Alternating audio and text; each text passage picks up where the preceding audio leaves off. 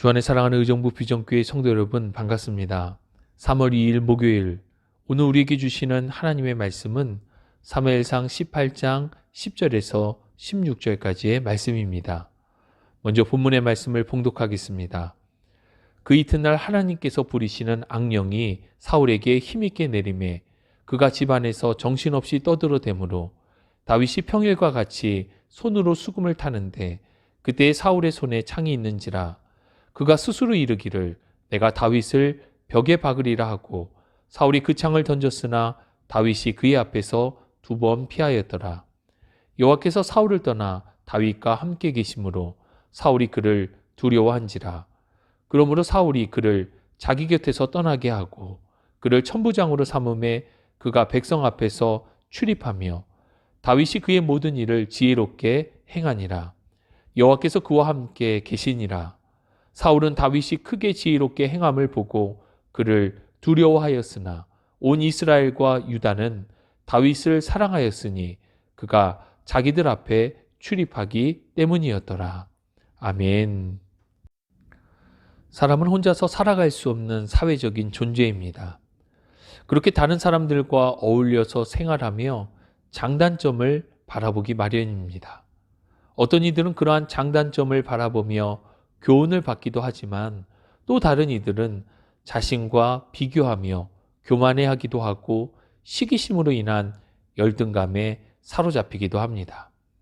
오늘 본문은 사울 왕이 다윗에 대하여 시기심과 열등감에 사로잡히게 되면서 점점 더 망가져가는 모습을 보게 됩니다. 사울에게 다윗은 매우 중요한 사람이 되어 있었습니다. 단 한 번 골리앗을 이겨서가 아니라 앞선 5절 말씀을 보면 사울이 보내는 곳마다 다윗은 지혜롭게 행하였기 때문입니다. 사울은 다윗을 군대의 장으로 삼아서 자신의 참모로 옆에 두고 전쟁을 치루었습니다. 이런 다윗을 사울의 아들 요나단은 자기 생명과 같이 아끼고 사랑하였고 신하들과 모든 백성들도 마찬가지로 다윗을 사랑하였습니다. 그러던 중 블레셋과 다시 전쟁을 하게 되었는데 이 전쟁에서 이스라엘은 승리하였습니다. 승리 후에 성읍으로 돌아올 때 백성들이 나와서 이스라엘의 군대를 환영하며 승리의 세리머니를 하였습니다. 이때 악기를 연주하며 춤추던 여인들이 이렇게 노래하였습니다. 사울이 죽인 자는 천천히요 다윗은 만만이로다. 그만큼 전쟁에서 다윗의 공로가 크다는 것으로 백성들의 이 말은 사실이었지만 이를 들은 사울의 심기는 매우 불편해하였습니다. 아니 노골적으로 불쾌해하며 그 자리에서 심히 화를 내었습니다. 그때부터 사울은 다윗을 경계하기 시작했고 시기와 미움의 마음이 가득하게 됩니다. 본문 10절을 보면 전쟁에서 복귀한 바로 다음 날 사울에게 악령이 들었습니다. 그것도 매우 강하게 악령이 들어서 정신없이 떠들어대기 시작하였습니다. 이때 다윗은 여느 때와 같이 사울에게서 악령이 떠나도록 그 앞에서 수금을 연주합니다. 그런데 수금을 연주하고 있던 다윗을 향해 사울은 창을 던졌고 다윗을 죽이고자 하였습니다. 그렇게 다윗은 2번에 걸쳐 사울이 던진 창을 피하였습니다. 화가 난 사울이 다윗을 그 자리에서 쫓아냈습니다. 그리고 다윗을 군대의 장에서 천부장으로 강등시켰습니다.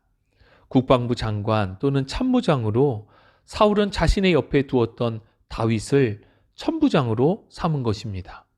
이는 다윗을 옆에 두기 싫어하는 마음과 더불어서 전쟁의 일선에 나가 싸우도록 하기 위함이었습니다. 뒤에 이어지는 내용을 보면 사울이 이런 결정을 한 배경에는 다윗을 전장의 위험에 노출시켜 그를 죽이기 위한 의도가 분명하게 드러나게 됩니다. 이러한 사울의 미움과 강등의 조치에도 불구하고 다윗은 요동하지 않았고 변함이 없었습니다.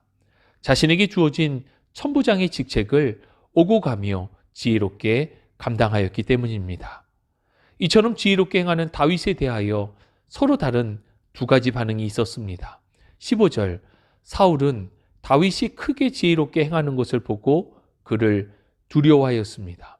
그리고 16절, 온 이스라엘과 유다는 그런 다윗을 사랑하였습니다. 다윗은 행동이 다르지 않았습니다. 다른 것이 있다면 이런 다윗을 받아들이는 사람들의 마음과 해석이 달랐던 것입니다.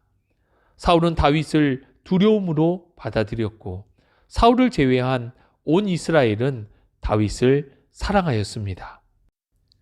오늘 본문은 다윗과 사울의 극명한 차이를 잘 보여줍니다. 사울은 하나님이 부리시는 악령에 사로잡힌 자가 되었습니다. 반면 다윗은 하나님께서 함께 하시는 자, 곧 성령에 충만한 사람이었습니다. 사울은 다윗을 시기하고 질투하며 죽이고자 했고 그러면서도 그 마음에 두려운 마음으로 사로잡혀 있었습니다. 그러나 다윗은 자신을 죽이려는 사울에 대하여 여전히 충성을 다하며 지혜롭게 자신의 역할을 다하고 있습니다. 그렇습니다. 사울과 다윗의 차이는 첫 번째, 하나님이 함께하는 사람과 그렇지 않은 사람의 차이에 있습니다.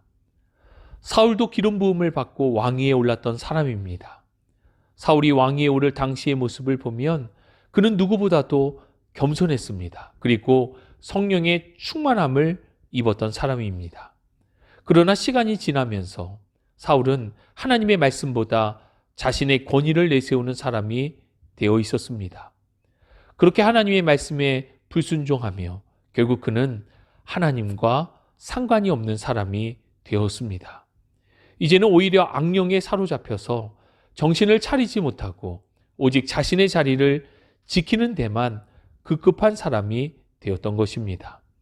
반면 본문 12절과 14절을 보면 하나님께서 다윗과 함께 하신다는 것을 계속해서 강조합니다. 하나님과 동행하는 다윗과 하나님과 상관없는 자가 되어 두려움에 떨고 있는 사울의 극명한 차이를 보여주는 것입니다. 두 번째, 사울과 다윗의 차이는 그 품고 있는 마음이 다르다는 데 있습니다. 다윗은 지혜와 충성의 마음으로 행하였습니다. 반면에 사울은 그 마음을 미움과 시기로 가득 채웠습니다. 마음에 품고 있는 것이 결국 나오게 되어 있습니다. 사울의 미움은 결국 살인으로 표현이 됩니다. 요한일서 3장 15절 말씀, 그 형제를 미워하는 자마다 살인하는 자니 살인하는 자마다 영생이 그 속에 거하지 아니하는 것을 너희가 아는 바라. 미움의 마음은 결국 살인하는 자와 같이 되고 영생과 멀어지게 되어 있습니다. 어떠한 경우에도 사람을 미워해서는 안 됩니다. 나와 성향이 다르고 성격이 다른 사람으로 인해 불편하고 힘들 수는 있습니다.